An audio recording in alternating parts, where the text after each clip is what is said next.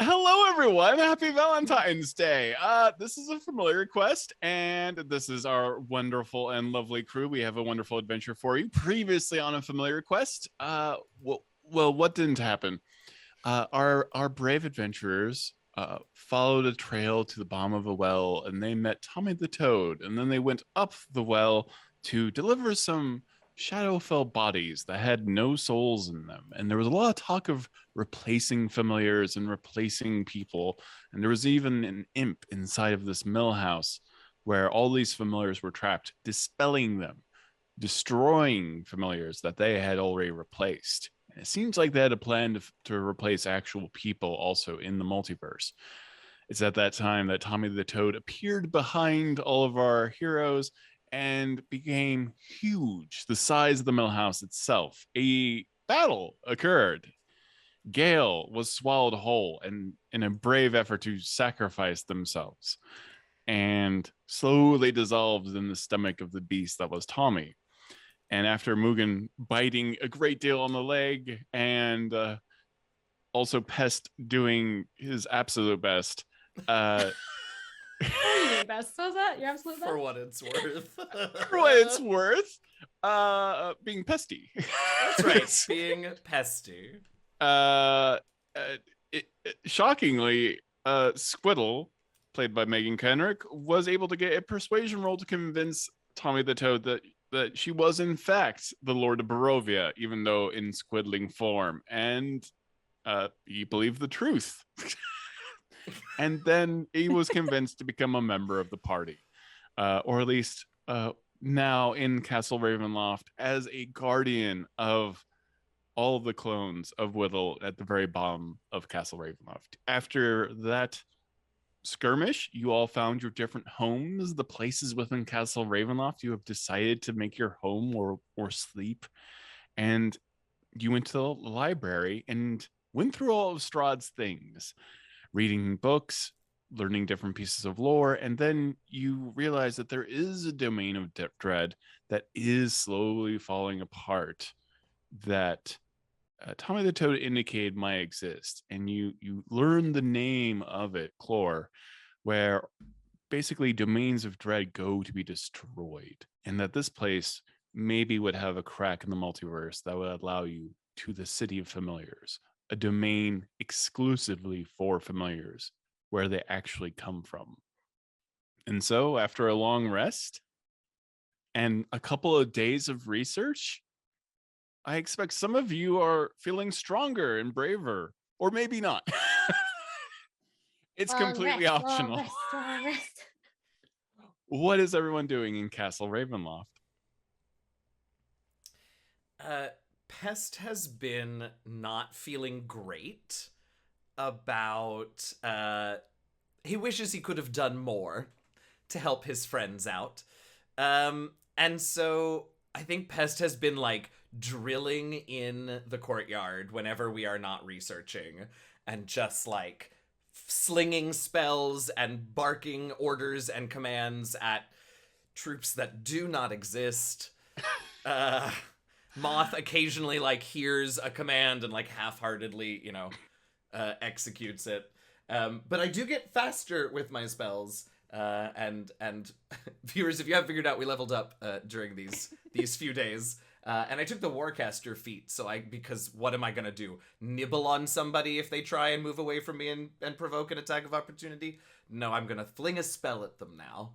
Well, and there is a target-rich environment on the walls of Castle Ravenloft as you are under siege with lots of zombies on the other side of the crevasse. Lots of practice. So you just been headshotting zombies here and there. Yeah, like I mean, they cans on a started fence? like shoulder shots and near miss shots, but Yeah. now more reliably they are headshots. So you've got this really cool this tiny worm pest versus the zombies on the castle wall. You can montage. You occasionally see me like up on my tail, like spinning and firing off one.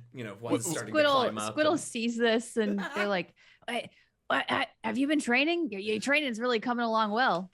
And I like, please don't ask me how, just know that it is a combination of like spikes and my tail. I like do a 3-point landing from whatever zombie I just took out and sort of turn, grinning all of those teeth at you, Squiddle, and just yes. Squiddle just writes a 10 on a piece of paper and holds it up. Oh, now I'm bashful. Oh, thank you. Mugen, what are you doing? Mugen has been considering sort of the failure of protecting her friends over the last battle, and how perhaps the life of familiar isn't as fun and carefree as she used to think it was. And at night she starts having fitful dreams ever since she ate that bone of Strahd in episode 1, and she discovers that whenever she really puts her mind to it, when she thinks about her friends being in danger, she can become really, really scary and emanates some of the dark power that perhaps the past Lord of Barovia had. I took the feat Frightful Presence for that reason, which is sort of against Mugen's true nature, but can intimidate others within 120 feet range. Perfect. Yeah, you've been having strange nightmares of late, and you've had cravings as well for maybe like meat that's a bit more raw than normal. Delicious. And you have seen a shadowy figure. Sometimes you have a nightmare above a throne, and someone drinking wine in that throne, slowly just tapping their fingers on the throne over and over again, but they are just a skeleton. No skin, no muscle, just pieces of a skeleton with, strangely, a leg bone missing. I was just gonna ask which bone it was. Now I know. Gale. You don't have that dream. You're fine. I'm sleeping great.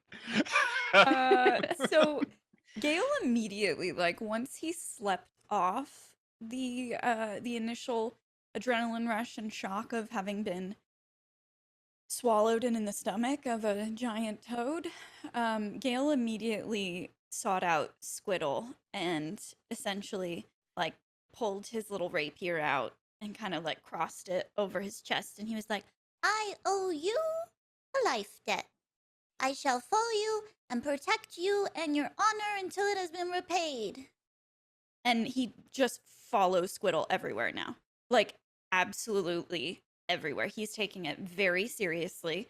When Squiddle was like giving a 10 to Pest, Gale was looking at what they were doing and was like hurriedly making another 10 that has like a little plus sign there.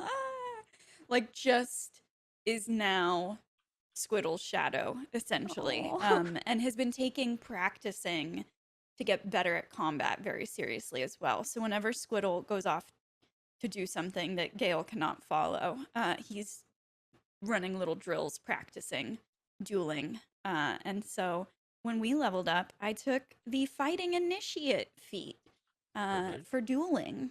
So getting a little bit better with my stabby stabs. Perfect. And Squiddle sees Gale following them and taking notes, and they also notice that Gale has been studying every move that Pest is making. And Squiddle also holds up the 10 to Gale because Gale survived being swallowed whole by a giant toad.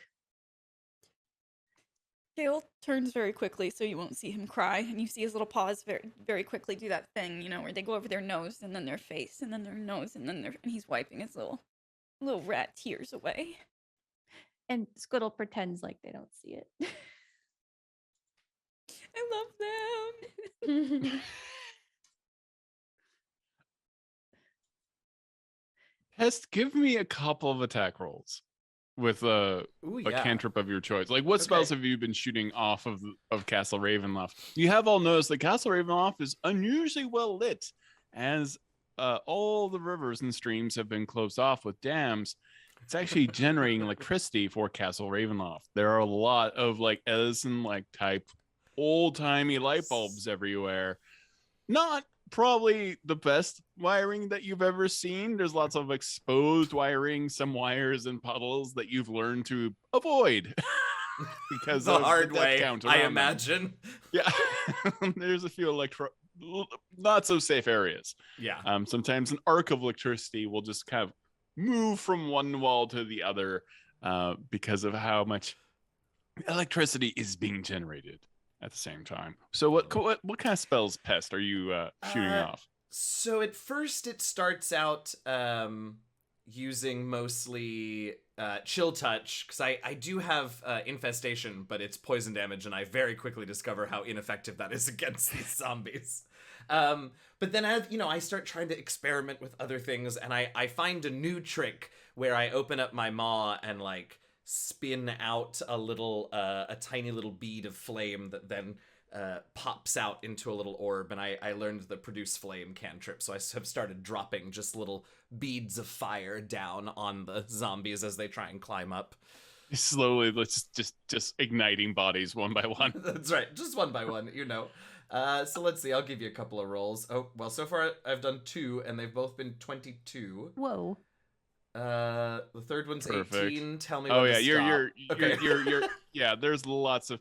You've thinned out the zombies considerably. There are just bodies everywhere, And you got all my good rolls out for this session. and now it's gonna be all bad. That's right. Hopefully not. Has D&D it- Beyond's a fickle mistress. That's right. Has anyone been doing anything with the castle? Like, have you improved like where you sleep? Oh, I definitely would have, yeah. Hey, Uh, that's What fucking alterations- hard. I just mean I think rats do that where like they grab lots of little things and like they burrow and they build little nests and stuff. So I think Gale has gone around the courtyard and found like his favorite twigs and his favorite little seeds that he finds, or brambles and like just odd kind of natural things that he has built into like a little round I don't think you would call it a nest. I don't know what you would call it, but like a Yeah, you know what I'm trying to yeah. describe, It's kind right? of a nest. Like, It yeah, is, it's right? a bramble. Yeah. Yeah. And I think he tries to find the most aesthetically pleasing stuff to kind of decorate with.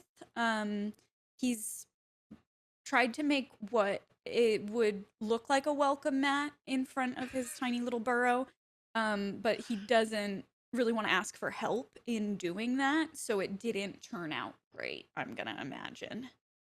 Perfect. Fantastic. Mugen, Mm, how is your living area?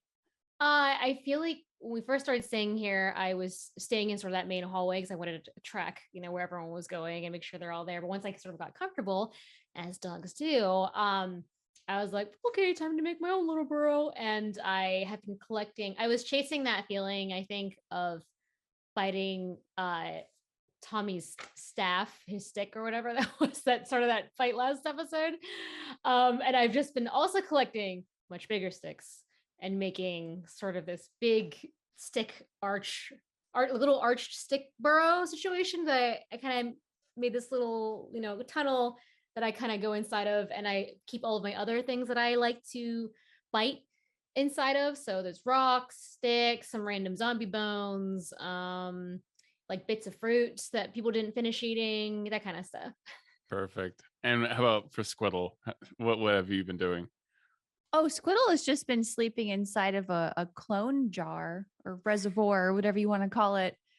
And I think Squiddle sees this little stick burrow that Mugen has created, and it quickly goes to one of the guest rooms and pulls a quilt off of the bed and brings it over to Mugen. With Squiddle, they also bring a little pillowcase for Gale to make it a little bit more comfy in Gale's burrow, as well as Pest. But what is Pest's sleeping situation right now? I think it's a very ascetic hole in a flower bed. Wow. Has anything made anyone feel like Eugenio is the smartest person they know more than hearing the word ascetic? I don't even know what that means. Eugenio, who are you? Well, okay, so here's the story. So yes, I'm a word nerd, and the players on my podcast make fun of me for it all the time. But also, I just realized what I'm about to say is not going to help my case, but that was an answer to today's New York Times crossword, and that's why that word's in my head. Oh, Eugenio, no! Even that second thing was nerdy. I didn't even. I know. I can't even do those. They're too hard. I know. Nice flex, Eugenio. What does it mean? I'm trying to picture it. Oh, it's not that big of a deal. Oh, is the beach that way? It means like very bare and like no like luxury or like comfort pleasure items, nothing. Okay. Is that how Pest prefers to sleep? No, but I think that is the military ideal, And I'm Aussie, that's not my voice at all. And I want to live as I ask my troops to live. Although, to tell you the truth, I think Moth probably has, a few contraband items squirreled away, mothed away. Anyway. What is considered contraband to you? Oh, well, a pillow, or perhaps some non-approved after-meal food snacks and such. What else? So, just the things that, don't help us run a well-oiled machine here within our company. Well, we are in Ravenloft where it's good to be bad, and she pulls out a pillow, a tiny little pillow for Pest. Well, I absolutely I would never dream of, as he's taking it, would never dream of, because that's not really fair. I certainly wouldn't want to put it on his bed. Have anything that, my troops don't. My lips are sealed. If you had them. I don't know. Oh, I had them. I don't. My brain lips are sealed. Well, I just apropos of nothing. Thank you ever so much. I have a question about gnome squidlings. So, the greatest segue to ever grace a D&D game. Can they eat or absorb nutrients through their tentacles? Because so they don't have a mouth, right? You got a little beak. You got a beak underneath all that tentacle. Yeah. Okay. Yeah, there's a little beak. That's how mind flayers work. I see. And you're a tiny mind now. flayer. Like you think it'd be where the butthole is, but it's the mouth. Is that how those animals work? I mean, that's a whole new monster, right? Oh, pick me up, I'm scared. So Emma's out, everybody. Not even gonna say what I was You thought thinking. mind flayers were terrible. Coming soon to the DM's Guild. Yep. Run! Look at an octopus, absorb it, try to think where the butthole is. Just saying. I was Like, in thinking where relation it I did normally think is? it's like For humanoids, anyways. yeah, you see, you can get sustenance circling back. Yes. Wait, what are we doing? Yeah. Okay. So Squiddle, sees Pest doing target practice on all of these zombies, and Squiddle is feeling really energetic and powerful after that long rest, and starts to duplicate 3 illusory images of themselves, and one by one these images are twinning spell and doing a ton of damage and transmuting to different types of damage, but they're not quite firing off the way that Squiddle wants them to. So you just see Squiddle practicing one by one to see what damage affects these zombies and what double twins the spell and how that confuses the zombies. Pest, give me a perception check. All right.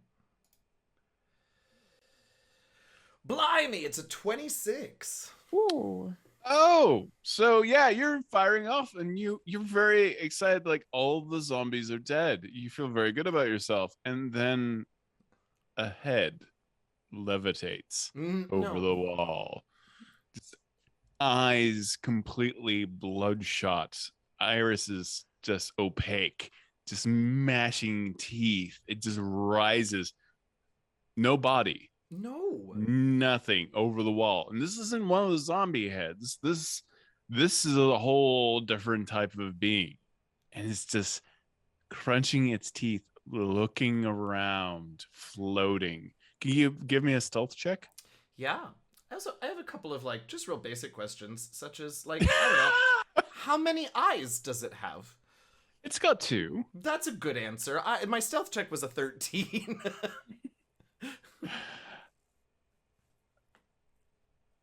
Perfect.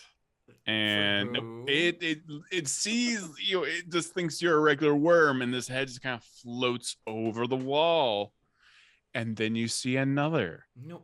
and another, and some of them are coming from the sky, from a cloud. It's raining heads. Oh, that's not supposed to happen. I don't think. Everyone else, give me perception checks right now. Here we go. 5. Things fine. You're just cleaning your paw. I know. Regan just perceive. Regan has a -1 to perception. Yep. Yeah, Gail, you immediately see. You see these the balloons. And Oh. Squiddle got a 7. Not balloons. Yeah, Squirrel, you don't see anything at all. Squiddle is just still messing with the zombies. Yeah, Gail, you see this. They look like happy balloons at first, and then you see that they're kind of animated, and they seem like very upset and have glowing red eyes. No. How far away is Squiddle? You've been mirroring Squiddle for most of the day, so I expect Squiddle is like just looking in the wrong direction. Okay. And it's that horror movie part where like Squiddle is like maybe explaining something or doing something or knitting something with its tentacles, and you just see the heads floating behind Squiddle, slowly approaching. Gail's gonna let out a very, very, very like high pitched like beep, and kind of reach a paw up, a little trembly paw to try and paw at Squiddle to draw their attention to what's happening. Perfect. Squiddle pauses casting any more spells. What? Oh, yeah. Oh no. Anyone who wants to like avoid their gaze, give me a stealth check. You are good, Pest. Okay. Mugen, where are you during this? I just rolled a 1. I don't know.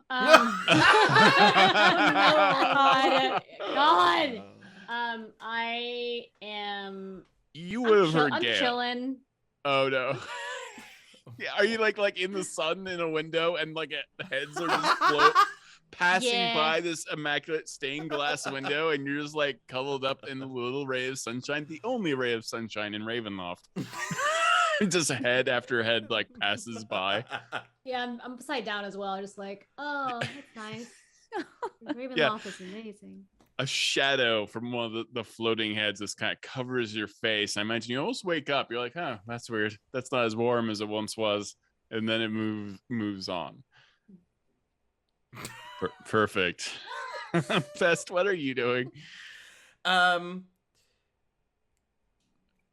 was up on the wall, so seeing this and seeing that they, at least for now, just think I'm just a regular worm, I'm gonna start making my way down the wall and back into the courtyard where my Nonchalantly with your original as stealth best roll. I can, Yeah. you know, just sort of inching, you know. Yeah, you're being very, very basic for a worm. Like, Yeah. you're just oh like, God, I this don't is know how they what do I've it. seen other worms be this way. My abs are absolutely on fire. Perfect. Gail, what are you doing other than squealing? I got a 22 for my stealth check. Wow, no, they have no idea. Like you just blend in. Like you are Assassin's Creed Gale right now. You are just like part of Castle Ravenloft. I think you can just picture Gale has like flopped down, like his stomach is pressed up against maybe like the stone that I'm picturing that he's on, and his paws are like spread eagled out, and he's frozen and is kind of like army crawling to move away. Perfect. and is gonna just kind of look over his shoulder to see what Squiddle's doing. Yeah, Squirtle, what are you doing? I rolled a 10, but I am in the middle of playing with mirror image and messing with these zombies. Oh, yeah. So 7 of these heads that flowed down from the sky start all moving and descending upon Squiddle at this moment. They see just lots of Squiddles. There are a lot of Squiddlings all in a row as you're experimenting with this magic, and they immediately scream out. And it's exceptionally painful for Mugen and Gale as your hearing is so advanced. It just rings in your ears, and they just descend on Squiddle. I'm gonna actually scurry towards Squiddle then Okay. and reach a paw over and cast using my shadow touch. I'd like to cast invisibility on Squiddle. So maybe they'll see the mirror images ones The instead. mirror and- images will remain, Yeah. but Squiddle is now invisible. Everyone give me an initiative. That sounds Roll. right. My hero, Gale. Wait, I'm like, that. I gotta Oh. stop using this dice. Sorry, 4. But 4? also 4 is my answer. That's okay. My But initiative's also- 3, so. Oh, incredible. I'm really far away though, right? Like I need time to get there. I guess. I'm like nowhere. I'm not even here. I got a nat 20 on my initiative, so that's a 23. Nice. Hest, you got a 3? I got a 3. I got a nat 1. It's fine. Woo! Oh, Look, I'm, No. my back was, I don't know if maybe I fell off the wall. Something happened. oh, did it fill everyone's in? No, wait, that's strange. What did you get, Gale? 23. Oh, yeah, that's interesting. And Mugen? Or 4. 4. That's interesting. There's a new thing where it just auto update your initiative. Nice. Well, that's Yeah. cool. You're first. Yeah, you see them Yeah. descending upon, and you cast invisibility. You still have an action though. Okay, so how far away from us are they? They're closing in. Like they're already like 10 feet away, and they're trying to figure out which they're going after all these illusionary squidlings at the moment. So they're about 10 feet away, but you can close the distance. Okay. I did I get that spell off before initiative did. started? I did. Yes, you did. Okay. I would like to. I think I sure would like to rage then. You're the best barbarian because like even in real life when you ask, you're like, I think Perchance, might it, if it wouldn't inconvenience you too terribly, It's not good too sir, much trouble. Oh my might God, I that's- rage? I am playing that barbarian. That is the best. Yes, I would very much enjoy raging right about now, and Perfect. and then I would like to use my little stabby stab, my rapier, to try to attack whichever one is closest to attacking. Are they moving towards the mirror image squiddles or They're towards going after the Pest? mirror images of Squiddle, yeah. Okay, whichever one is. I Oh. did roll a 3, Todd. So it failed. Since I have 3, What failed? you have to roll a 20 to see what they would have hit. So I Oh, failed. not until they start attacking. So Okay. Yeah. Cool. go ahead, Gail.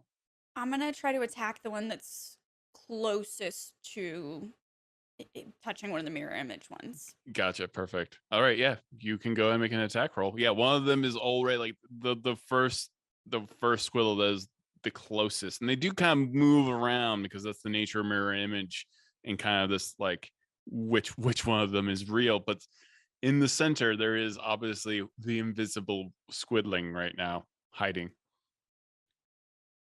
I rolled a natural 1. No. Yeah. Yeah. They hear you. Yeah, I They all turn their heads because you. How do you not do this? Yeah, Like, so what happens? you said that they're like floating and moving forward, Yeah. right? Yeah. I think because Gale is so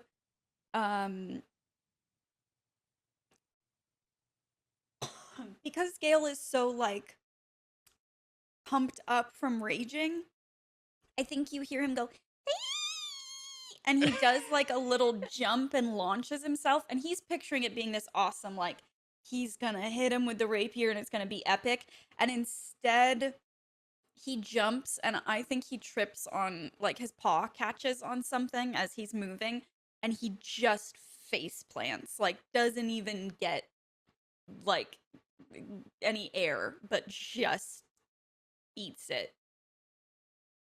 Oh wow. Okay, perfect. Yeah, they're very much aware of you now. Was that your only action?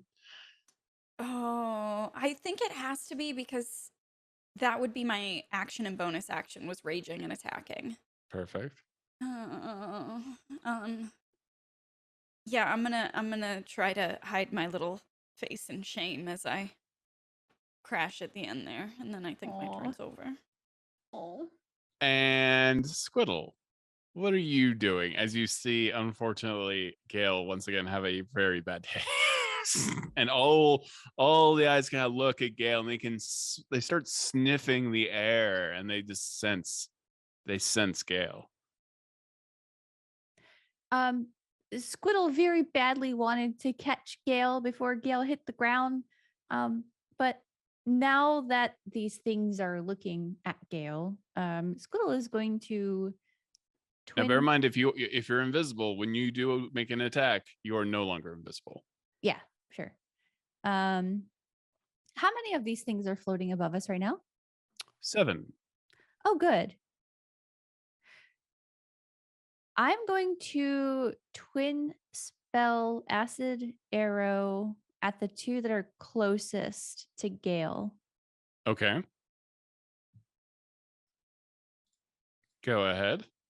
Oh, God. Yeah, there's one with like a top knot, just like the bun, just long fangs, and it almost looks like it has tree roots hanging out where you would think there'd be like vocal cords and stuff, but it's like roots.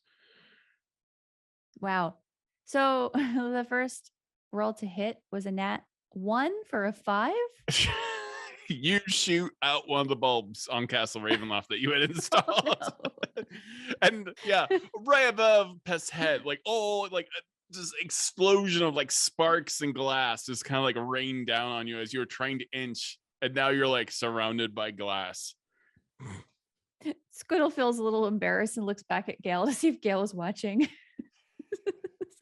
And you are now visible. What about your second attack? That was a 14.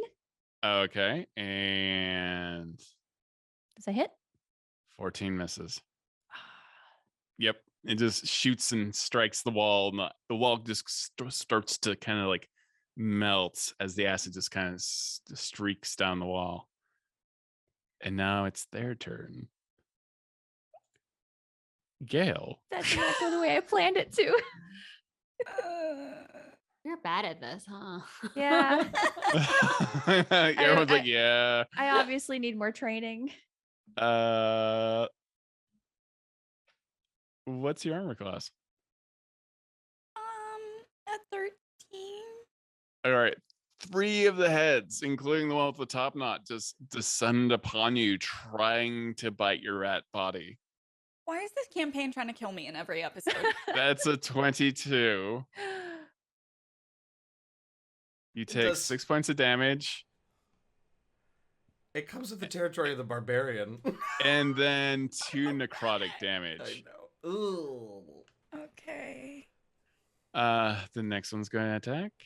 Oh my god, it's a natural 20. No. Okay, hold on. No, wait. Don't we have some sort of home field advantage? Is that a thing in D&D? I've been hearing a lot about it in football recently. I feel like it should be transferable to this game. You take a total of 14 so points of topical. damage. Like including the last number you already gave Yes, me? Or? yeah, yep. And the next one Okay. misses. Yeah, so one just sinks its teeth into you and starts floating up with you in its mouth. This is a familiar feeling, only much smaller. So you are now floating in the air. You're not prone or anything, but you are like, it was a natural 20. So you are now like about a foot off the ground as it has scooped you up. Okay. Mugen, you've heard screams.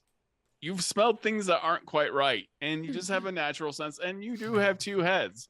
And you know heads. And there are heads in the sky right now. Bad. Can I make it to where everyone else is in one action, or is it going to be like a double dash situation? No, I think you can like close the distance very quickly. Like you being a dog know like every step, what one you can bounce off of at this moment. Like you curve and slide around the hallway. You know. Okay, Mugen is here. Have no fear. And I look around.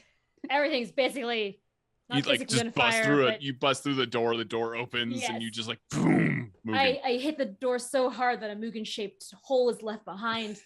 And I go, 2 heads. No, my friend's in danger. And I use my bonus action to activate my very new Frightful Presence. Okay.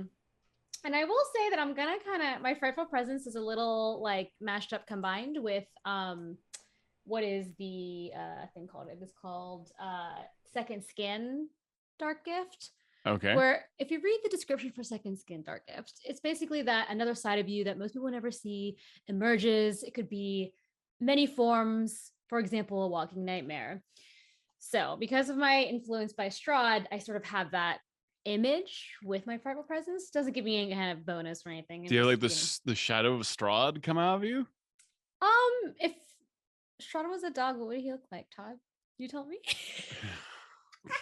Well, very high pointy ears. Probably a Doberman. Definitely like a hellhound Doberman. Yeah, shadow okay. appears and glowing red eyes in the shadow itself.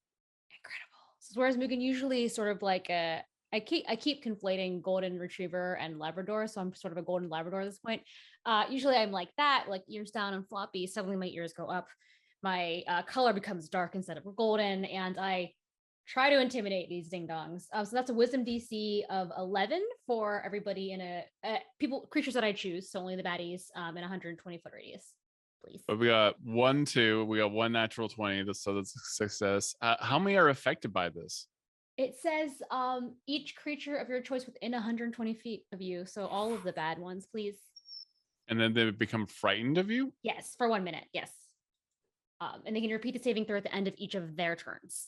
So many 20s. What's happening? Okay. All but 2 succeeded, and they got 20s. The rest did terrible. So 5 of them are frightened of you and terrible. Like you see 5 of these as you like bust through the door, and you create 2 like a Mugen shape out of this door. And again, like you already know, Squill, you're gonna have to repair that. But there's like 2 heads as well that are in the door pattern, so it's very unusual. It just looks like this, and then like a Y in the door. And this terrible, frightful presence emerges on Mugen, and you see that 5 of these floating heads that are terrifying and you've never seen before, taken aback. They all move a few feet back. And then, because that was my bonus action, yes. I bite. I double bite the closest one to me. Let's see. That is a 22 to hit and a 14 to hit. Correct. And for the frying condition, remind me what the frying condition does. Like they it is disadvantage on ability checks and attack rolls when they can still see me, and they can't willingly move closer to me. Perfect. All right. So, and what were your attack rolls? I gotta do the math again. 20 and or and 9 plus 5, 14. All right, one of those hits. Okay. Boom. Oh boy. The damage is why did my character sheet close? Hold on. It is 6 plus 4 is 10. Ow. Wow. Yeah, you just crunch right into a head immediately and start running with it, and it screams, and you see Mugen like bounding around with the head, like a dog plays with a toy, and this head is just going Dunk, dunk, dunk. It's one of the more horrifying things you've seen, but you've been in Ravenloft for a few days, so that's not saying a lot. Yeah. So it's getting thrown around. And anything else? Nope. Any That's my other turn. terror? Does anyone else have any terrifying Ravenloft-like abilities they'd like to present? Now's your time. No, but I think Mugen needs a two-headed doggy door on Castle Ravenloft. I think there is one now. Yeah. So Yeah. Squiddle's probably not going to fix that. DIY. Yeah. Very. Perfect. The others are now going to try to make their attacks on Squiddle. So mirror image. Tell me about mirror image. You are now visible though. Mirror image creates 3 illusory doubles of yourself. Okay. So one of them attacked one of my doubles earlier. Not yet. Right? Nope. Nope. Okay. They have not So yet. So I'm going to go ahead and do that now, and I'll let you know if any of them hit. Okay. That's a miss. That's a hit. That is definitely a miss. And that is a miss. So one of them does hit. Okay. So I have 2 illusory doubles left. For the one that hits, though, you are visible, so I need you to roll the dice on mirror image, because it's random. Okay. So I believe there's like a D6 that you roll to figure out if It's a D20. If I have 3 up, I have to beat a 6, which I did barely. I rolled a 7. Yeah, one of the heads bites right into an illusory squiddle, and the squiddle just kind of fades into mist. That squiddle. And those are its actions. We are now on Pest. Pest, what are you doing? There's a little tiny, horrified squeak that comes out when one of them just bites that mirror image into dust. And then, oh, well done. I'm okay. Good. Yeah, that was horrible. All right. And Pest is gonna do a new trick he's been working on. He sort of bounces up in the air and then flips over, and from his tail fires out this like shard of ice. I'm casting Ice Knife at the center of whatever this large group of heads is. Perfect. Okay. So I'm targeting whatever one is closest to the middle of them as I can, and that is a 13 to hit. You needed a 16. That is okay. That one that I shot at and every other one within 5 feet should now make a dex save as this shard of ice explodes out into smaller shards. And what's the difficulty? 15. And they all have, well, the ones that were frightened are disadvantaged. Oh. That's why I was decidedly less upset about missing my attack roll than I normally would have been. And is there any half damage going on? What a good question that I'm not sure of the answer to. Each creature 2d? No, there is not. So I just gotta count on Mugen's disadvantage. 2 of them save. Okay. But the other 5 do not. All right. Well, the other 5 are gonna take 6 cold damage as little shards explode out from where the ice knife stops. And then help is on the way, dear. And I'll start back up the wall. Yeah, Mugen, the one that's in your mouth right now, you feel it turn to ice and it's still moving, but you feel it like become very brittle and cold in your mouth, like a snow cone. Ooh. New taste, yes. A really disgusting snow cone. Popsicle. Yeah, that brings us back to the top, where it all began. Gale, you are hovering like inside of a death head's mouth, floating in the air. Okay.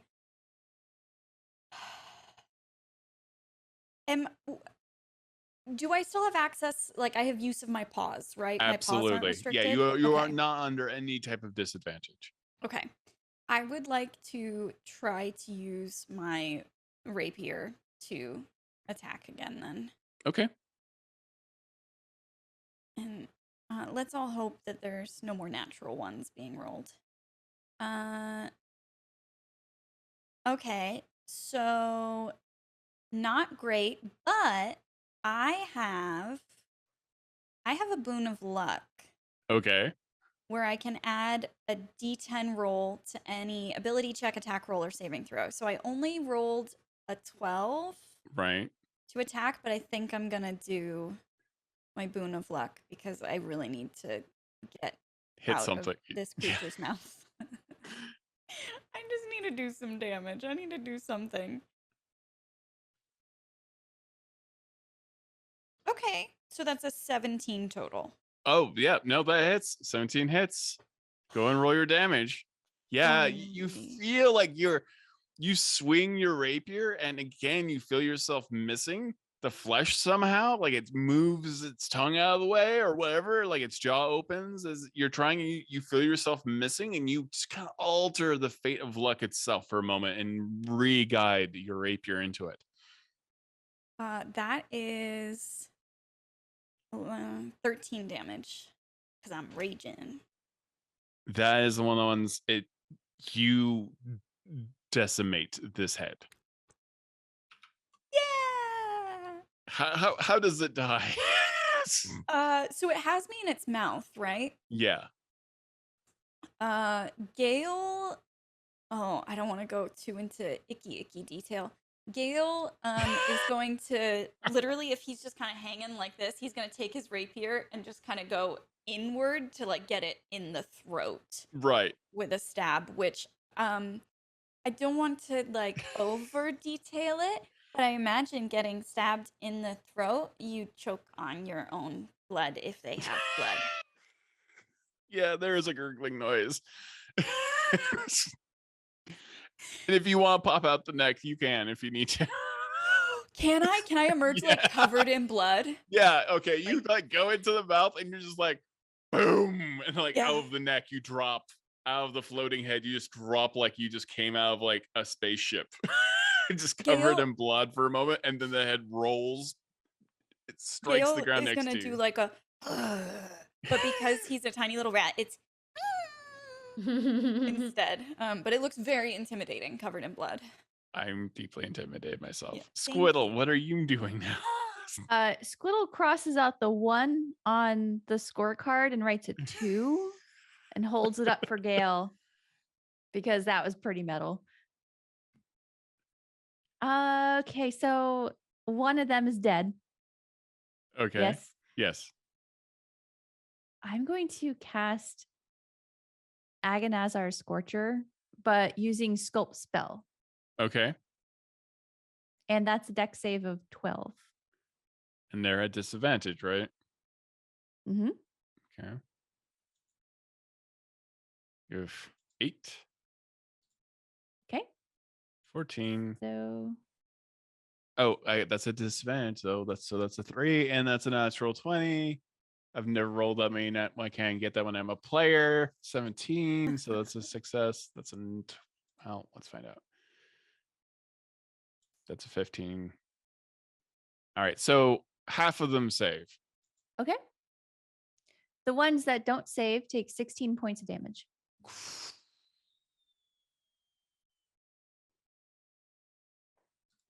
Okay. Does anything take half damage? Yes. Okay. That would be 8 points for the others that did save.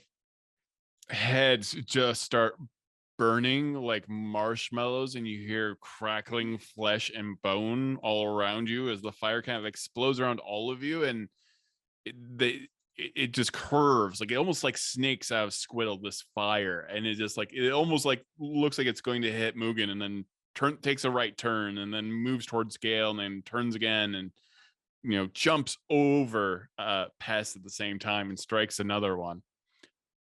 4 of them are dead and burning, screaming, and it's clear these aren't real physical heads. There's some kind of spectral monsters, and you see almost like branches and twigs mixed up in their fake faux flesh, and so they kind of melt away like 1980s monsters at this moment. Nice. And now we're on to the death heads that are left, which there are not a lot. Mugen. One is in imminent fear and is going to attack you. I'm biting it, and it has disadvantage. It does have disadvantage. Oh, wow. What is your armor class, though? 16. What do you want to know?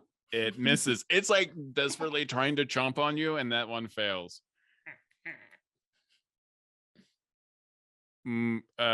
Gale? Wow. All right. One tries to bite on you again, just misses. It's coming at you, and then it just ends up striking into one of the dead heads behind you that you just killed. Cool. Squirrel, another one got natural 20, but disadvantage. Well, disadvantage is evil. Still 21 though on the second roll. So can you roll me the appropriate dice for your mirror images? Yes, I can. So that's And are you like be... casting the spells like so it looks like it's coming out of someone else when you are twinning? Or what'd you get? The first time. Yeah. My first round. I got a 19. Okay, so is that enough for it to miss? Oh yeah. Oh yeah. It bites through another fake squiddle and doesn't strike. However, Pest, you have lurid things to your presence. That feels right. It does. And yeah, it gets one of them strikes you. Yeah, sure. Yeah. Yeah, sure, right. Yeah. Yeah. Tell me more. Oh, I will say though, when it comes near me, because I forget that I can do this, but when it comes near me, like as a both mechanically and like narratively, just as a like knee-jerk reaction, Pest just explodes with some of the spores that are part of his power. Okay. And I've never done this. I don't know how it works. I think you need to make a con save for Oh, me. is this in reaction to being hit? Oh, this is in reaction to it coming within 10 feet of me for the first time. Oh, okay. Well, you take 14 points of necrotic damage. What happens to it? Cool. It makes a con save and might take a fraction of that damage back. Really? I mean, wow. not back, but it's just... it got a 13. It's disadvantage though. Okay, great. I believe it's DC 15 because it's so 12. Save. Yeah, great. So it's gonna take a what level are we? We are 4th level, so it's gonna take a D4 of necrotic damage. Okay. Okay, go ahead and roll it. Oh, excellent. Well, I rolled a 1. After all that but interruption of flow. No, and it doesn't like heal him, right? Because it's necrotic and he's like, gods, it's got resistance, but it's a 1, so half of 1 is a 1, and it only has 1 hit point left. Oh, how does this head die? Is it dying because of spores? Yeah, is this a pumpkin that just melts or something? Yeah, I think it like you watch as like Pest just sort of really quickly like inflates and then pops, and there's a little poof of spores that sort of get right in the face and just very quickly spread like black mold around the skull and just sort of rot it in then an it instant. just deflates. It just like a pumpkin, like 3 weeks after Halloween, and its face just becomes this twisted, warped smile, and its mouth just kind of closes in upon itself. Now, I do have a question. Yes. Did it hit me from 10 feet away? Because this technically happens when it's 10 feet yeah, you're away right. Okay. Nope. Take your health back. All right. Greedy player. It's what I am. I'm a worm, and I'll take it where I can get it. That is...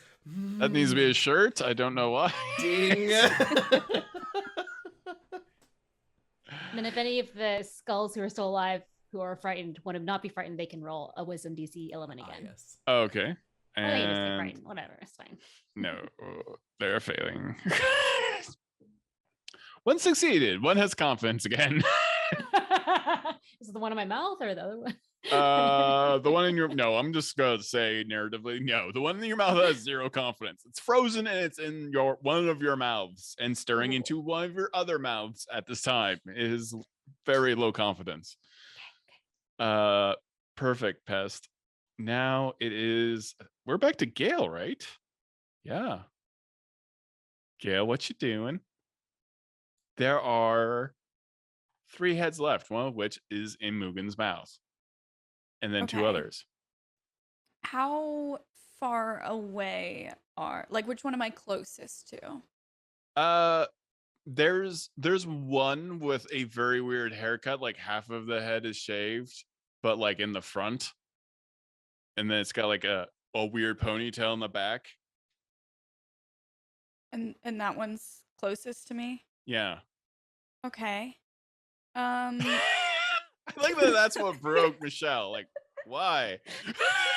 It's because it took a second for me to understand what's happening. I was like, wait. Oh, It's just a bad haircut. It's like a shaved head mullet. But it's a cool ponytail. Yeah. Yeah, no, that really got me. I'm going to Didn't think it was that bad. That's the thing that upset everyone. Okay. Not the melting head. It's the terrible haircut. It's But the haircut. yeah, it's just what doesn't work on anyone. I'm going to I'm going to how far would you say like distance wise, like feet You can away? I would like maybe 15 feet away from the other heads. You can easily close the distance. Okay. Let me know if this is something I have to roll for. I really Okay. want to do this. Instead of running, Yeah. I'd like to use my bonus action to use the blood from the one I just killed as a slip and slide and belly slide towards the one that I want to attack. I will give me an athletics check with advantage. Okay. Or acrobatics. I was going to say, I want to do it with a little flourish, so I'm going to Okay, say yeah. acrobatics. All right. Because there's some personality to what Gail's doing. He's giving it his all. That's a 21. Oh wow. Okay. Perfect. Yeah. How do you slide? I picture Gale kind of like looks down for a second and sees the amount of blood that is stuck to him, and maybe like a slight trail of blood on the ground, and he just kind of like throws his little head back and tries to roar and dives forward with his little rapier held in his hand and is going to try and like slide up and attack once he gets there. Perfect. All right. Yeah. Go make an attack roll. And because you've been so artful about this, I'm going to give you advantage on this one. Nice. Thank you. I was going to say it would be really embarrassing if I did all that and then I didn't actually land the hit. Okay.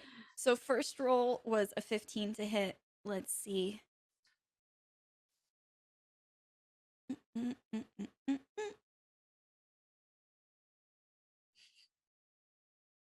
Okay, 15 to hit.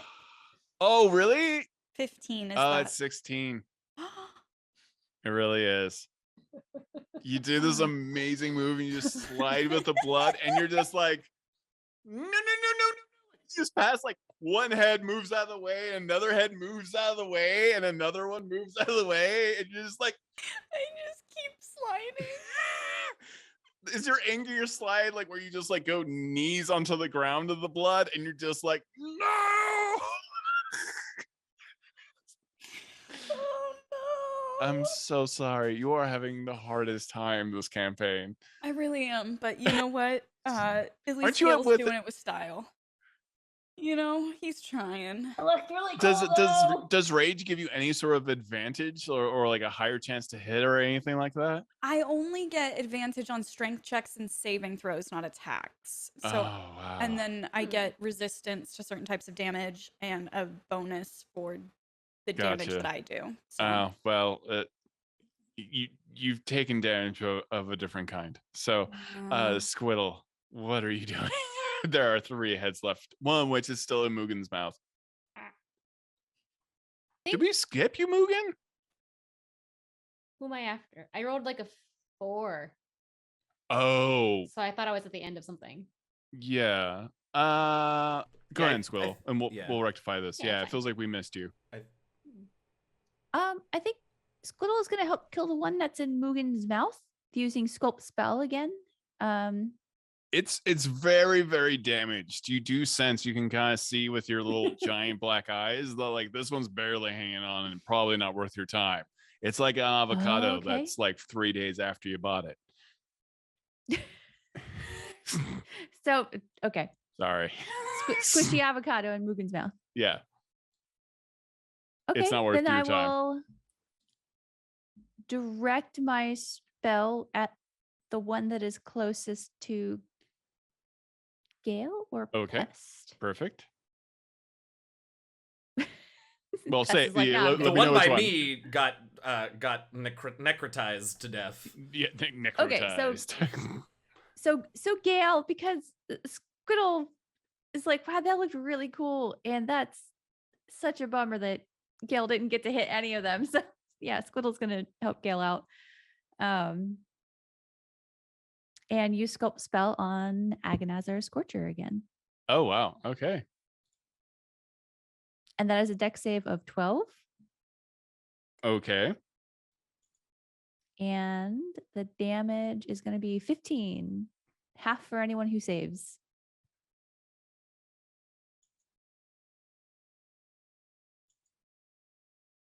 One saves.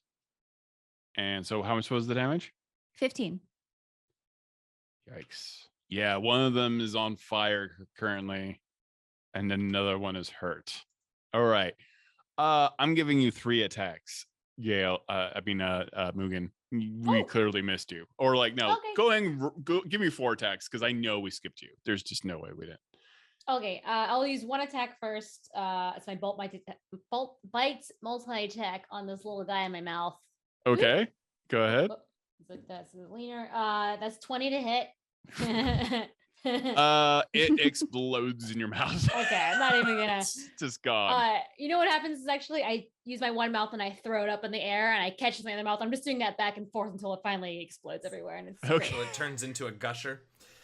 Yeah, squishy inside, but icy on the outside. That's the one. And then I lean toward whatever head is closest to me gets to my next bite attack. Okay. That's gonna be a holy god, 21 and 20 to hit. I guess. Those hit. Cool. That's 9 plus 8 is 6. Nope, 17 got there. That is total. dead. Yeah, you bite through another head. You're like both of your heads are just tearing through heads. And if I get a third attack, because technically those multi-attacks are they're one attack. I'm gonna be different, and I'm gonna lean down and use that little spike on my head, and I go, time for poking, and I use my dagger attack on one of them. Okay. Perfect. This is just slightly better. That's a 13 to hit. That doesn't hit, I don't think. No, that misses. I miss. I biff it. I run too fast. Okay. Perfect. Anything else? You can do it, Gale. Aw. Pest, well, okay, yeah, that's right. We've gone out of order, certainly. So Squiddle did go. We got Mugen. Now Pest is on you. What are you doing? How many are left? There's one head left. Oh, well, let's get our little produce flame going. Okay. And turn Pest into a little cannon. Fire cannon.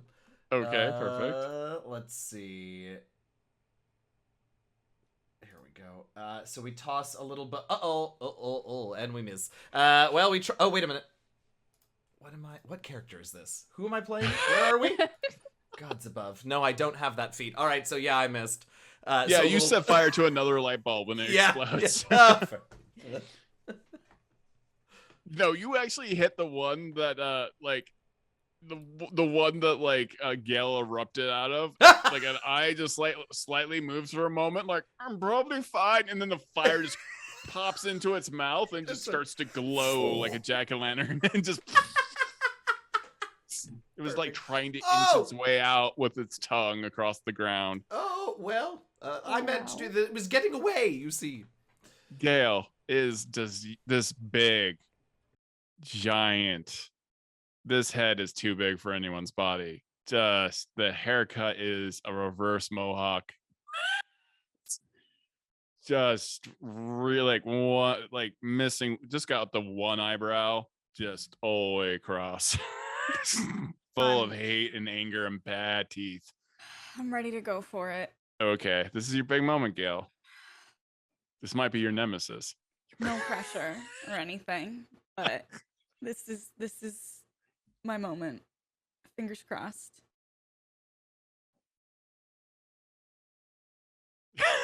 I'm like tense. Oh my. No, Oh, no. Find it. You know what? Pest though was cheering you on, correct? Mugen was too. Everyone's been Yeah. like, Squirtle is definitely cheering Gale I'm on. giving you advantage because Thank everyone is giving you the help Yeah. action. Thank you. Go, Gale, go, Gale, go. You Gale. got this. I swear. Oh, Oh, Can I interest you in physical dice? Oh, 22 to hit. what?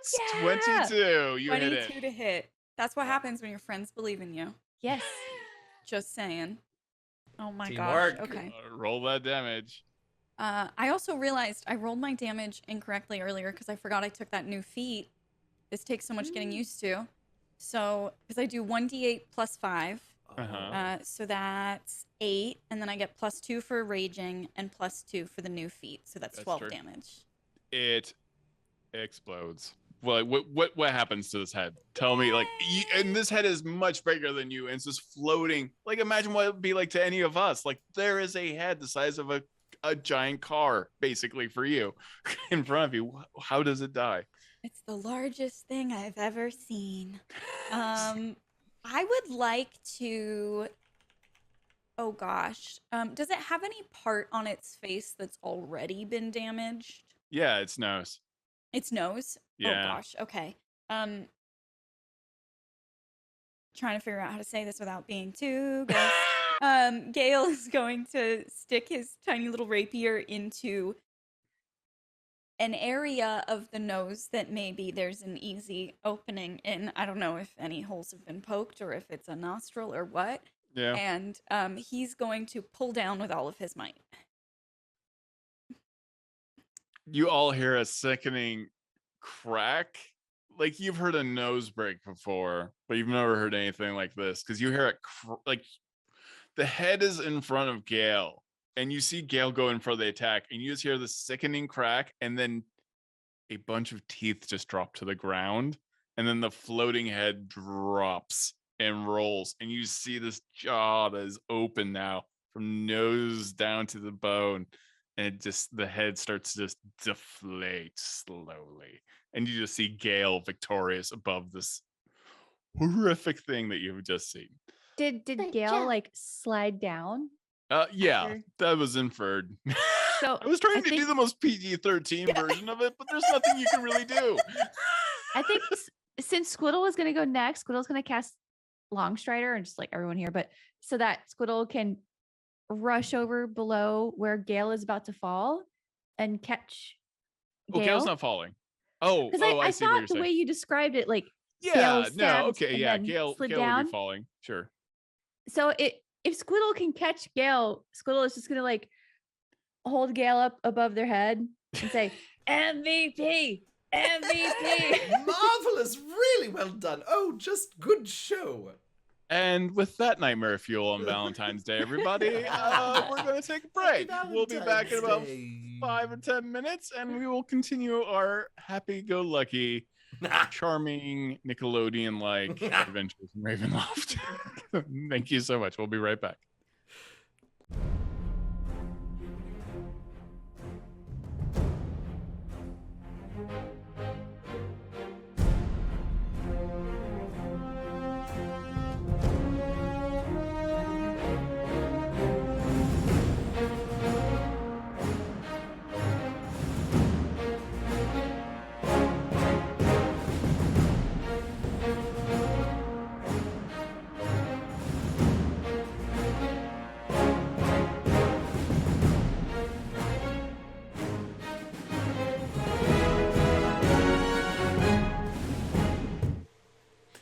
Hello, everyone. Welcome back to A Familiar Quest, and our brave adventurers have thwarted some type of onslaught on all of Castle Ravenloft. Floating heads from the sky descended upon the castle for some reason, and Gale utterly destroyed the last one in a sickening way. And right now is being held up by Squiddle as everyone is praising Gale. And Squiddle, your levitation as you're moving across holding Gale up causes like these teeth to kind of float up around you as like any debris that is near Squiddle kind of starts floating because of the levitation spell that's always going off. Cool. And you have won the day. But who sent them? Yeah. So it's been like fairly useful having all of these attacking zombies besieging the castle. We've been able to practice and train, and but it does begin to occur to me that someone must be sending them. I don't, well, anyway, in my 100 years, no one's ever been bold enough to have this protracted a siege against the castle. I'm a bit concerned. I'm a little bit concerned too because I've never seen these things in Ravenloft, and I don't think that anyone would send these things just because we were killing zombies. I wouldn't think, but It seems like odd timing, but I don't think anyone cares about zombies. But who sent the zombies in the first place, too? Oh, that's a really good question. Mm-hmm. We start by looking for their barber. You need to have a word with whoever that is. I mean, they might know where they came from. Clearly, they're getting a lot of business from giving so many atrocious haircuts. DM, is there a barber in Barovia? Roll for Barber. Roll for investigation. Yes. You've been here too, so 18. do you go into town? Like what Yeah, is a worm about town? Yeah. Yeah, I just want to check with you. I got an 18. There is a barbershop pole, very specifically because they do give haircuts and they do leech the bad humors out of people as well. Bloodletting sometimes is a common way to heal the local folk of Barovia. And there is one. Oh, I know of this place. There's a barbershop down the way in the town of Barovia. I used to go there because they do bloodletting, and it was my favorite restaurant. So we can go there and Swords. Yes, of course, he's an excellent barber. it's not.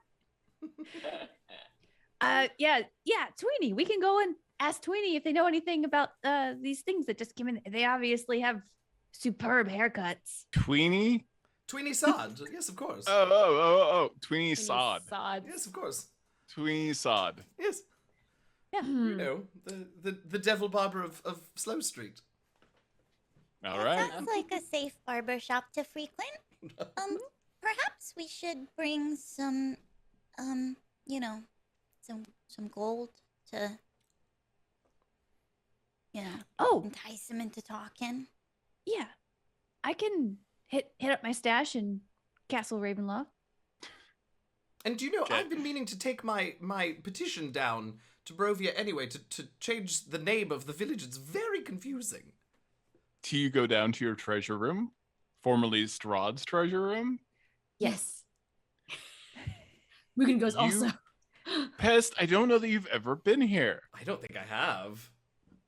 You get to a door, Squiddle, and it's large, arcane runes, way too many locks, as you are a tinker gnome after all from Kryn.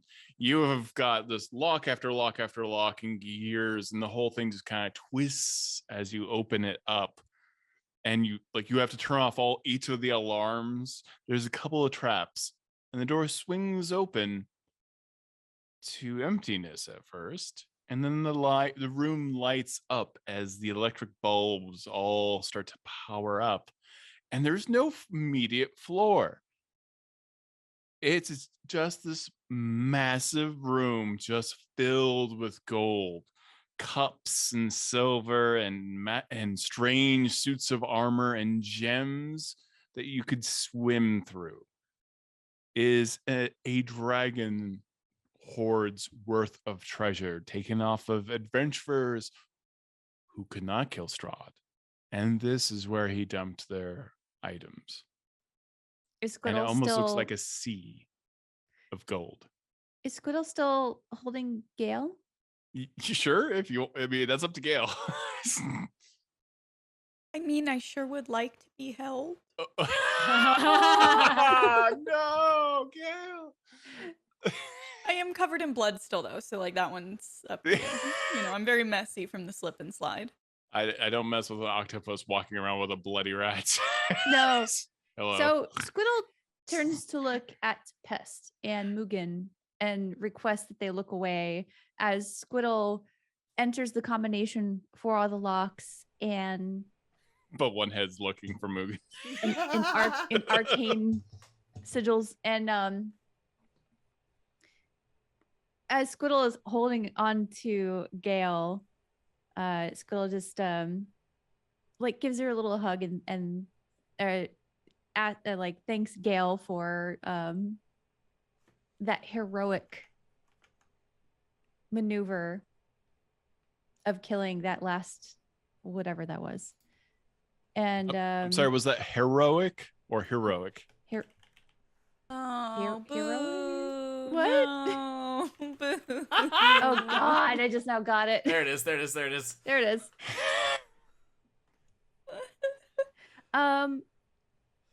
So okay, Squiddle enters the room, and says to Gale, "There's probably some armor in here. Feel free to pick out whatever you want. Pest, Mugen, put as much as you can in your pockets. Oh, God. I don't count the stuff." There are lots of skeletons littered around here. Most have been turned into zombies and people in skeletons to work for Strahd, so it's fairly clean. But each one of you can pick out an uncommon magical item of your choice. Ooh. There have been a lot of heroes over a lot of years and editions who have tried to kill Strahd and failed. My goodness. Google. I know, right? And- And the rest of the episode was spent staring at D&D Beyond. Yeah, there's several mirrors in here as well in the gold. So Ooh, is it a changing montage? Yeah, changing montage. Yes. Pretty woman. and Gale's still covered in blood. Oh, yeah, Every outfit changed. Absolutely. Oh, Gale, I'm so sorry. And then Squiddle cast Prestidigitation. Gale's gonna pause for a second and go, Oh. Yeah. Thank you. I mean, I kind of thought that I looked a little more intimidating covered in the blood of my enemies. So was I not reading that right? Oh no. Can I undo it? You can undo it. Yeah, Squiddle totally undoes it. Blood just starts pouring back onto your fur. Yes. Like Carrie. Squiddle pretends to be scared and jumps back. Oh, Yeah. I didn't know. That Blood scared me. falls from this. Blood just falls from the ceiling from no place at all and just drops back down onto you. Gale's gonna start doing like a little fake attack because Squiddle was clearly so frightened of him. And then you're gonna see him kind of do a little pose or two for a second before he rushes.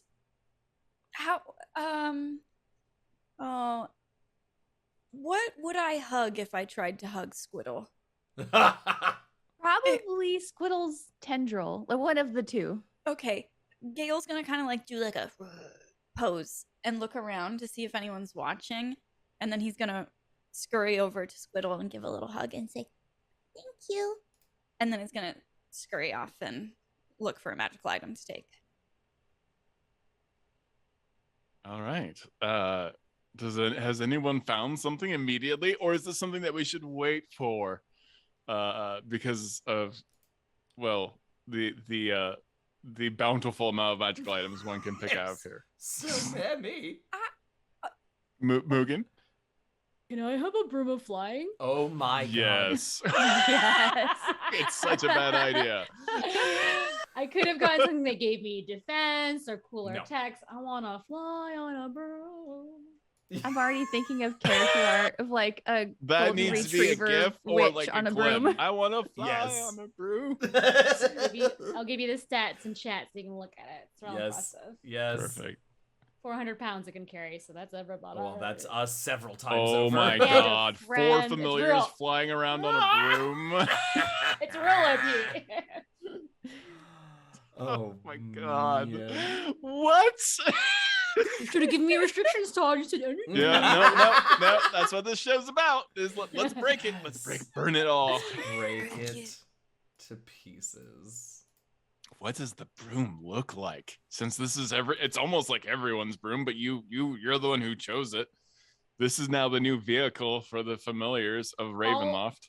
All brooms to Michelle look like there's a very specific Vietnamese broom that all Vietnamese people have in their house, and it is made of like all this straw, and it's like big and V-shaped on the bottom and really soft. It's like made of weird, like soft straw or something. I don't know. You could like rub it across your face and be like, oh, that's a nice itch. But anyway, so it has like this really big V for the bottom, the broom part, and it's like huge. So I feel like people all sit on there, and then it has a really long handle that's a bunch of like sticks all like wrapped together with a rope. Oh. Then it has a little this handle is on the end cool. hanging. Oh, sure. Yeah, I'm like Googling it. I'm like, oh, wow. Everybody's watching this, please Google Vietnamese broom. Yeah. You will not be disappointed. I have one in my kitchen right now I can go get, but you know. And that's what the broom, and but it's also magic. So there's a magic string on it. I don't know how. What? I don't know. It's magic. It's fantasy. Does it start up like a Love it. lawnmower? Oh, how does it start? Yeah, you have to, or it's like a motorcycle. Like the little end twist. You got to go. Yeah. And then it goes. Yes. Perfect. It's You will be able to barely fit yourself onto the broom.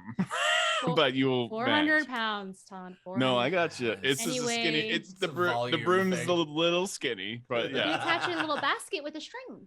Oh well, yeah. Start mollifying the broom by all means. I Anyone find else? a basket in the treasure cove. Yes. Anyone else have uncommon magical items they would like to break the game with? I You know- mean, I have an idea. Yeah, I think I Ooh, just tell had us a bad ideas. one. What's yours, Em? Oh, no, I mean, you used the phrase a bad one, so now I need to hear yours first. What's your Well, bad idea? So there is an item that is pretty reliably leads to chaos, and I just think that maybe somehow it ends up inside of Pest, and I'm thinking of an alchemy jug. Oh God. Okay. Oh, wow. Do you find an alchemy jug, and you being magic yourself? In fact, it's very perilous for a creature of your kind, because some people have sacrificed creatures like yourself, being so tied to magic itself, to gain magic. You find that you can absorb magical items. So what I want to do is wild Gonna be shape sick. into a baboon with hands, and that's what I'm walking around this vault looking for things, and I find the jug, woo, woo, woo, and then I'm just gonna hold it real close, and then unwild shape into the worm, hoping that the same thing that happens, in one direction will happen in reverse. You just absorb an alchemy jug into yourself. And burp up a little mayonnaise.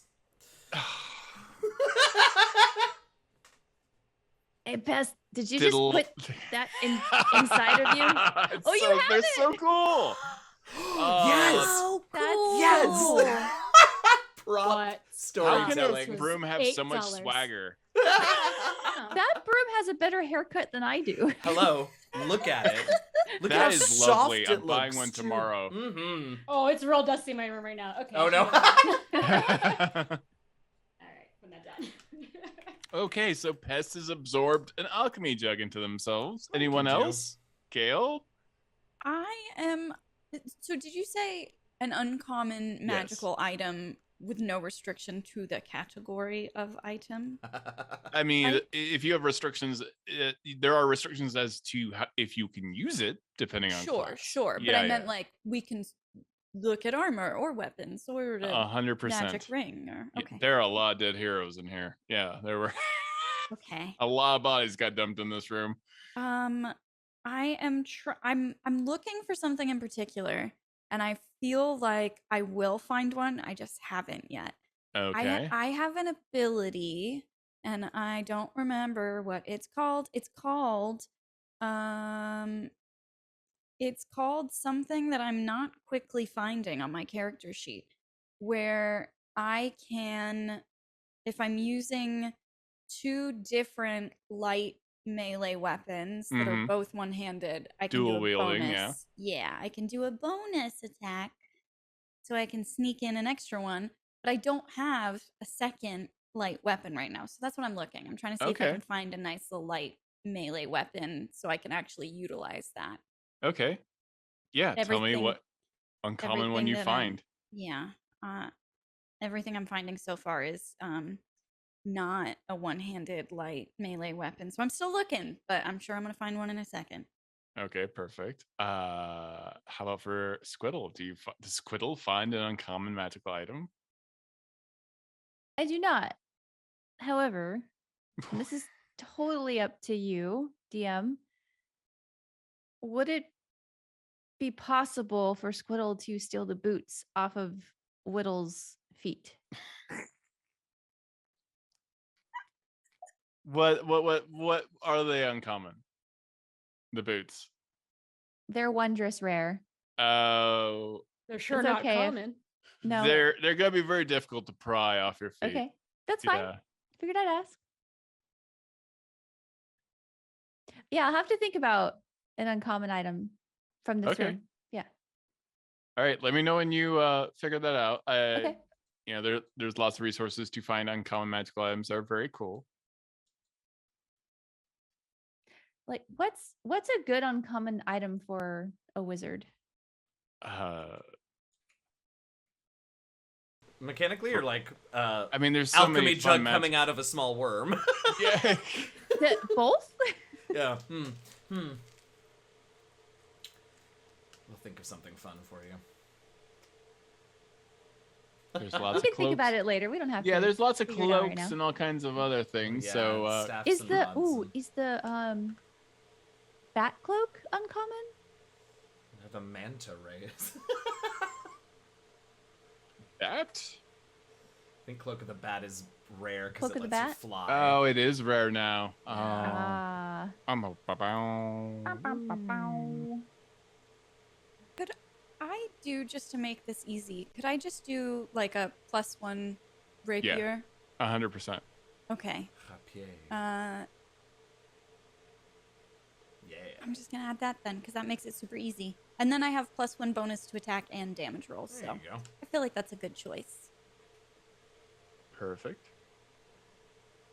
Yeah, there's like the cloak of protection. I think no, am I wrong? Mm-hmm. Cloak of Protection's. I think it's the ring. Cloak that's of rare, elven but- kind. What Yeah, I does don't- the cloak of protection do? That just gives you a little bit more armor class. I could use that for sure because I'm at 11. Yeah, Okay. That's very Zolo.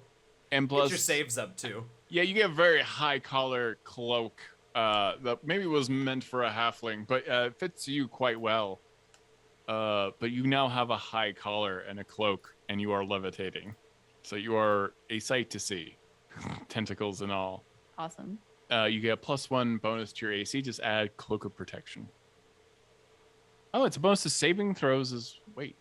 Yeah, saving throws. Oh and wow, AC. it's all of it. Yeah, it's a Yeah. bonus to saving throws. Yeah, that's fantastic. Okay, good. There you go. All right, Yep. go ahead and equip your items, and Equipped. you're in the treasure room with a broom. And Mugen, you've been adding adaptations and zooming around this whole time. I take it. Yes, it's very fun, and I don't think there's any limit to how much I can use it. It just is like Yeah. Oh, yes. good, flies 30 feet. I can command it to go places. Oh my god, so neat. I'm just sending it around to get things for me now for fun. Like, bring me that stick. Okay, now bring me the other stick. Aw. What I does the can't broom grab look like anything. when To you. it gets you a stick? It's just ramming its bristles into the thing that I need over and over again to get it stuck, and then trying to maneuver Oh, it God. back to me. Perfect. It doesn't have hands. It's a broom. It's just a broom. Love It's a it. broom. All right, you all pick out items from all the treasure after you've been digging for quite some time, and yeah, what are you doing next? Well, so it seems to me that we have sort of two lines of inquiry. One is, why are the undead attacking Castle Ravenloft? And the other is, how do we find this dying domain that may lead us to the familiar domain. And I don't know if the two are related. You know, the undead started coming after us before we found out about the familiar thing, but I don't know. Well, maybe we can ride Mugen's new broom into town and ask Tweenie about it. Oh, Yes. right. I forgot about Tweenie. Yes, and the heads. Yes. Tweenie Sod. That's the one. Well, that feels like a good Anyone- place to start. Yeah? Did anyone need a haircut while we're there? My fur's growing out a little. No Beth. To be honest, I just don't know that I trust him. You know, he's an excellent barber, but the hair in particular. I mean, were you The best. Yes, that. When Mugen looks out the window, sort of like where the heads came from, do I see any sort of like trail or like source of where they were coming from, or nothing? Just I mean, you don't. There's not a trail. They didn't like walk there. I mean, Yeah. a trail of a beautiful hair. I don't Yeah. know. Yeah, like Try to little perceive it. drops of blood from the sky. No, you don't sense anything. No, unfortunately, they came out of the clouds themselves. What were these things that we just fought? Well, who can say? They were heads. Because they sound like beholders, but with less eyes. Well, but they were like humanoid I mean, heads. that's Less all stalks. heads, right? Yeah. Yeah, but You That's a just description described for the everything head. in the Yeah. D&D D&D multiverse. terms, because they were so large and there was no body attached. Was it just like a really big It was gazer just a baby? head. The worst. It's the worst thing. It's the worst description for D&D cops ever. It's like had less eyes than a beholder. It had no body. What No, are that's- D&D they had cops? less What eyes. did you just say? Is this a different show I should be watching? D&D, please. I see you. Bad bats. What are you gonna do? Sorry, I'm done. It's I wanna Valentine's see Day. this- That's the I want to see excuse. the series now. Yeah. Okay, so you're flying on the broom. Has everyone mounted the broom? What's yeah. what's happening? Well, okay. I also found a cool basket in this treasure room because there's got to be baskets, and maybe it's a tiny treasure trunk. I don't know, and like put a little string around it so we can ride. Some people can ride in the little basket attached to the Perfect. thing, and some Yes. people can ride in the back of the butt of the broom. I think All right. Squiddle is in the chest.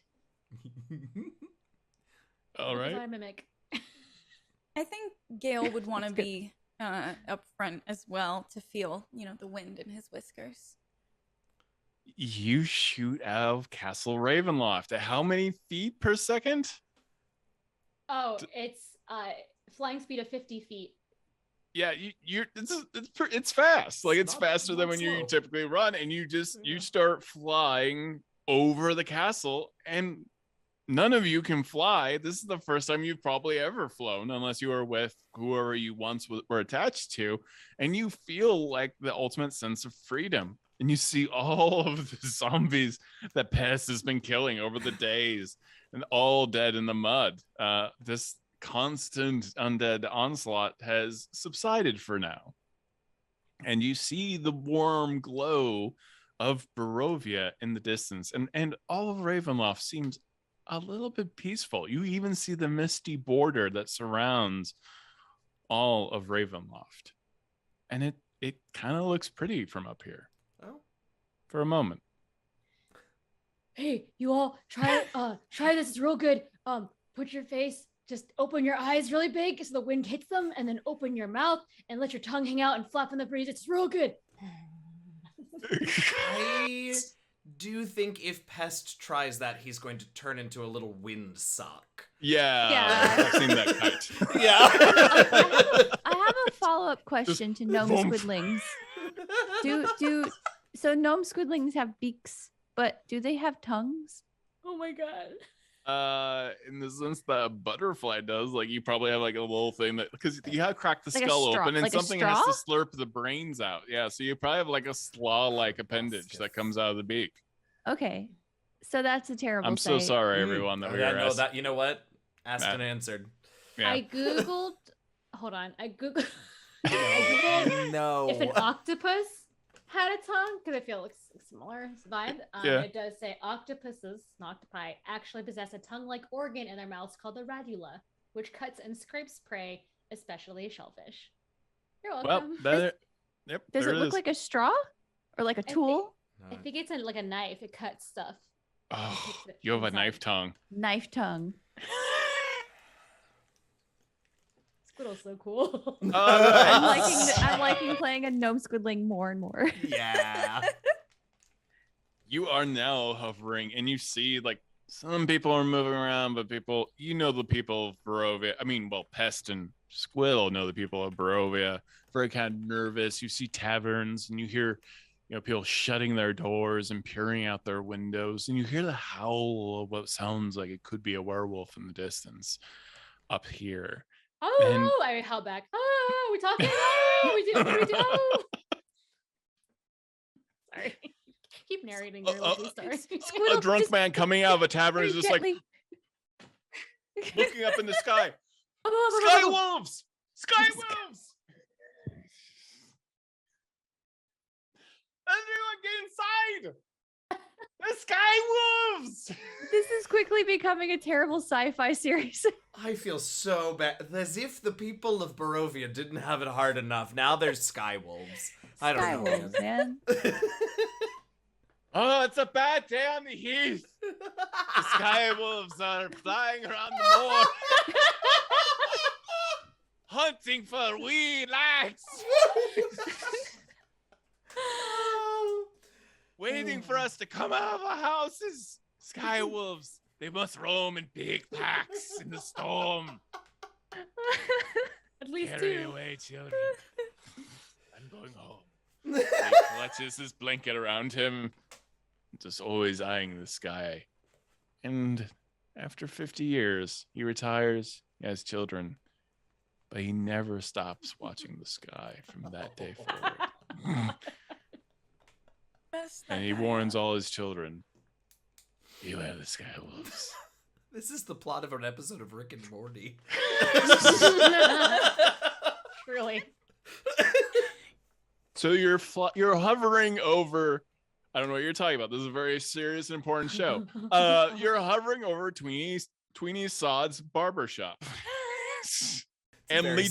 serious show. And leechery.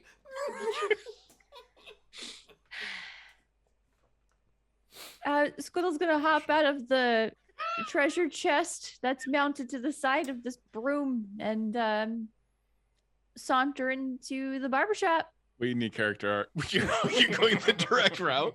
All right, you hop off the broom and you just like plop, and you just hear this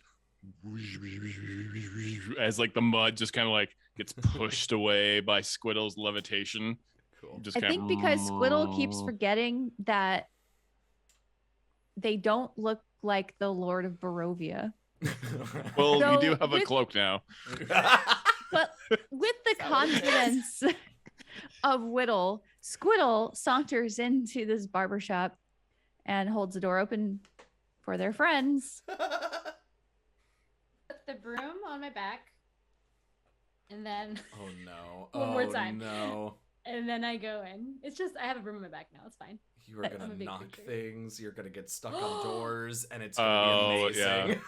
It's like when a dog has the stick in its mouth. I Yeah, can't that's get right. through the door Can't this way. get through.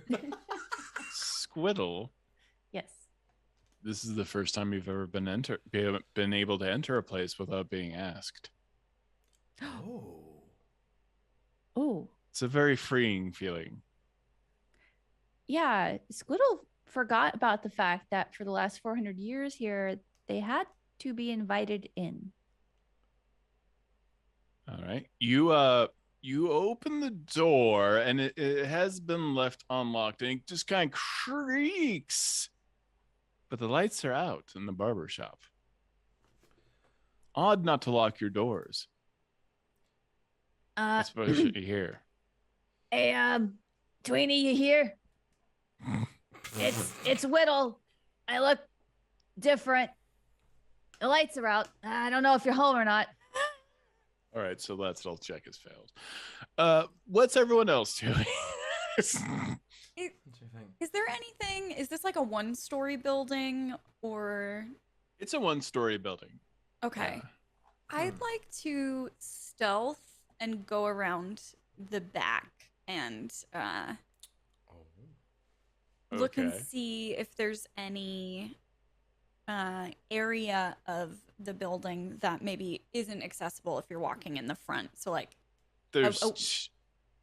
I got you. There's two Yeah. double doors that lead to the basement of that weird, creepy angle that you see in every movie. I don't know if they keep doing that to houses, but please stop.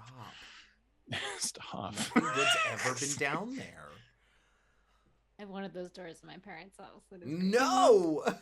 I And rolled do a you keep 22 bodies for down my there? stealth. Yes. Yeah. You squeeze through the door, I'm tiny. and there's a light ahead of in the stair. Like down the stairs, there is a light, and it sounds like someone's working. Like someone, it clearly to your ears, it sounds like someone's like working on stuff or like building furniture. You're not quite sure. Can I do a smell-based perception check to see if I can smell maybe what type of creature is down there? Oh, you smell a human. Oh, it's definitely Maybe a human Okay. not with the best hygiene. Oh, ew. Okay. And you smell rotten flesh. Can I see if I can try and pick up on the scent from the heads to like specifically smell to see if I can if they Give were me here a perception recently? check Okay. for head smell. Okay.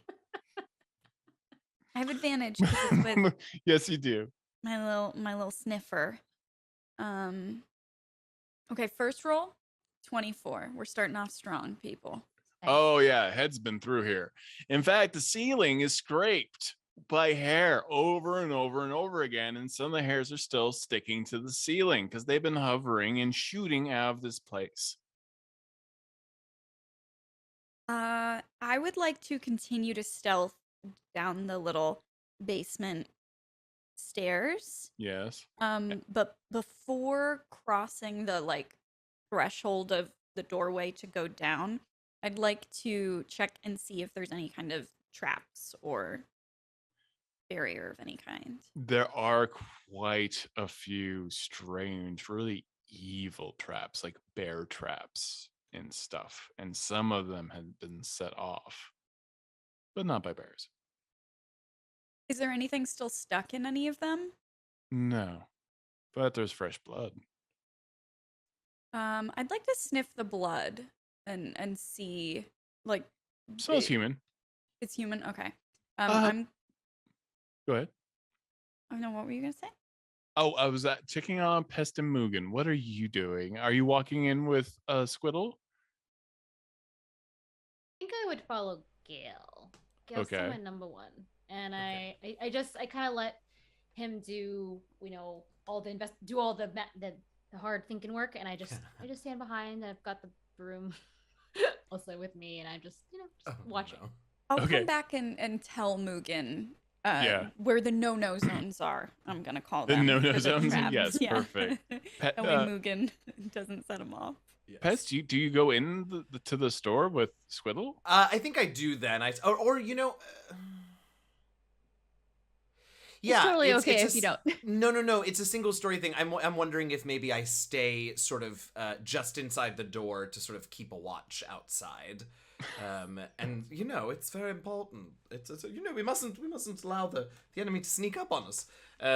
So I'll go inside with you, but I will stay by the door.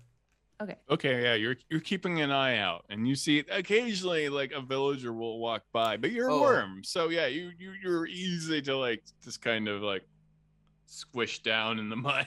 Okay, for and a that's second. good too. Like there are other signs of life around, so whatever's going on, it's Yeah. probably just the building. So that's reassuring.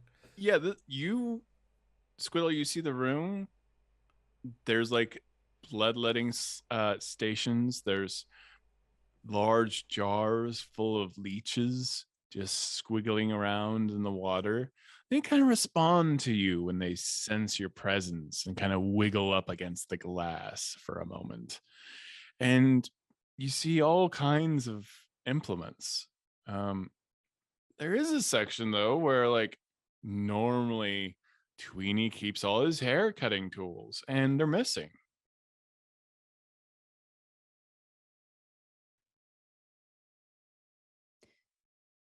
Hey, Pest, I think there's something wrong. Where'd you get? Oh, you're out front. Squirtle yes. makes their way back towards the door. Sorry, just keeping a lookout. No, good thinking. Hey, I think there's a little problem here because the tools that Tweenie usually uses to cut people's hair, it's gone. Oh, what about the tools he uses to cut other things? I didn't check those. Oh well, I mean, sometimes perhaps he's off on a house call for the hair barbering. But if those other cutty tools are gone, well, then we know there's a problem. Wait, what other things are you talking about? Oh, you know, the ones that he uses to cut flesh. Oh, the rest. Yeah. Yes, you know, the larger pieces. You know, the cleavers and such. Yeah. DM, are those gone as well? Those are gone as well. And Oh, you hear no. Gale a sawing noise. Just back and forth, back and forth. Yeah, I'm gonna make you this one's gonna be a good one. Yeah. This is gonna be a good one. I'm a good warlock. I'm gonna make you pretty. You're gonna be pretty forever. Yeah. Yeah, we'll send you off. Send you off to say hello to our friends. Yes. And you hear snipping and snipping of hair. Gil, what's going on? What was that? Is that me? Am I talking out loud? Who's Gale? Am I Gale? Are you Gale? Oh, you're almost awake. There you go. Oh, your eyes are open. Good. We're gonna send a lot more over there to Castle Ravenloft when you got some more friends. And you hear this.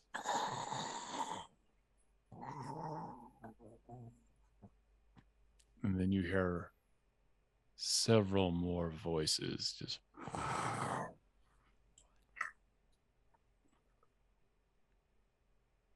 What do you do, Gale?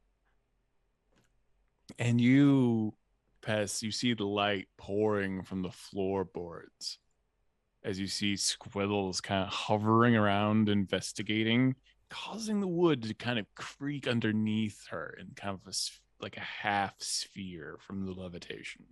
And little beams of light shoot up around the dust in the room. Everyone, as a reminder, does have Long Strider yes. on them. And it lasts for an hour, just in case you need to know. Gale, do you get closer? What do I roll to check if I peed myself? It was really scary. It was really creepy. I loved it. I think Gale might have peed his pants, but like, what could I actually roll to check if? Give held me a his bladder wisdom or save not? with disadvantage. Yeah. Okay. You said wisdom save? Yeah. Okay. So far rolling pretty strong. First roll, a 10. Second roll.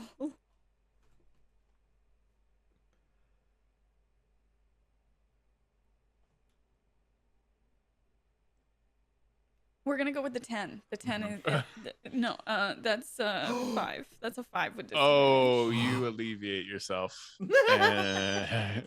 You are terrified. And Mugen, you sense dread, and you are very much frightened and at disadvantage at this moment. Because you sense true evil. Not the kind of evil like magic, but the evil of choice. Of someone who decided to do something terrible. And even you, Mugen, you can hear that voice. Like many dogs, this person's not right. You sense it. Makes you want to growl. Yeah. I'll call you Gale. I like this. It's a lot easier to cut hair when they lie still and you take their heads off. I can just roll you around and shave your hair. Just roll the head around. I don't have to walk around all the time getting tired, always on my feet. This was the way. This is the right way. Take the head off, trim the hair, get the haircut you deserve. And soon everyone's going to get it. And you can see him around the corner hunched. And you see the floating heads in a net. And if you squeeze your eyes against the cracks in the floor, Squiddle, you and Pest can also see down. Oi. Is there someone down there? Meagan Did you say smells- that? Oh, yeah. As I hear Pest say that, Mugen smells Gale's accident. He's like, Gale's in danger! And I rush in, I push Gale aside, and I bite. You sink your flesh into this man's leg. And you taste blood, and it's human blood. There's nothing special. And Pest, you are looking at this man, and there's nothing magical about him. He is no warlock. He is no wizard. He's just a barber. But he's that evil. I don't remember my leg being bitten. I'm magic now. I called out. The dark powers called back. And now I have all the friends I want. And that's our episode, everybody. Well, happy Valentine's Day. I hope you have a great day. Thanks for watching our show. Hey, let's talk to our amazing cast. Let's start with Meagan for a change. Squiddle, Meagan Kenreck, what you got going on? Well, you and I are going out to dinner tonight. And hello everyone. I am Meagan Kenreck, and I play Squiddle. And you can find me here every Monday at 5 p.m. If you're curious about Squiddle's backstory, Squiddle used to be Whittle, the Lord of Barovia. And you can also play this character in Idle Champions, who also has the speed tag. And that's it. Okay. Gail, played by Emme. I have serious regrets about asking to track down their barber. Well, I would thought you were going to say you have regrets about joining the cast, but That's more broad. I was going more narrow with it, specifically the barber thing. yeah. Hi, I'm Emme Montgomery. I play Gale. I'm a voice actor, TTRPG player, and streamer. You can catch me this week, Thursday, 2 p.m. on the Fable Scraps channel, playing a Star Trek Adventures Loveless. I play Lieutenant Commander, and it's a lot of fun. I'm also doing other stuff this week, but I'm blanking on what it is because time is meaningless in the pandemic. So just follow me on Twitter, and then you'll hear what it is. I'm on all socials as Negaoryx, Negaoryx. Thank you for having me, and happy Valentine's Day. Perfect. Mugen, played by Michelle. Hello, my name is Nguyen Bradley, and you might have heard of my little friends. This is a real thing. You can really only buy them at like Asian grocery stores. Truth. This was from 99 Ranch. This is my whole outro, by the way. This is maybe like below $10, I want to say. I did just get dust in my mouth from doing that. You can find me on the internet at I am Chubby Bunny. I am on this show every Monday. On Tuesdays, I'm over on Outbreak Undead on twitch.tv/hyperrpg.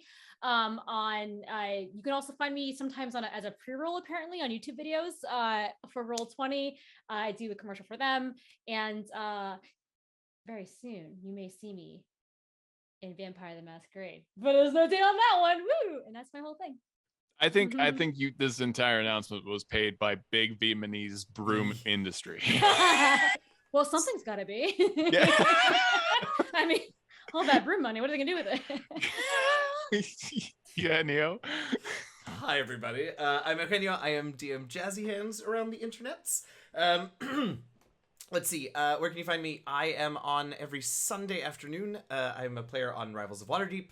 We're a couple of episodes in now to our second season. The first episode, we got to raid a 300,000 gold piece Dragon Horde, so that was a hell of a way to start, and we're off and running. And then I stream on my channel Tuesday, Wednesdays, and Thursdays. You can check me out there. I have a D&D podcast that drops new episodes on Wednesdays, and I think that's all I have to talk about here. Thanks for hanging out on Valentine's Day, y'all. Yeah. Yeah. Yeah. Thank you, everyone. Thank you for watching the show. Happy Valentine's Day. I am Todd Kenreck. I am your DM and part-time torturer of this cast. So thank you so much for watching and have a really great day. Bye. Hey, y'all. Bye. Bye.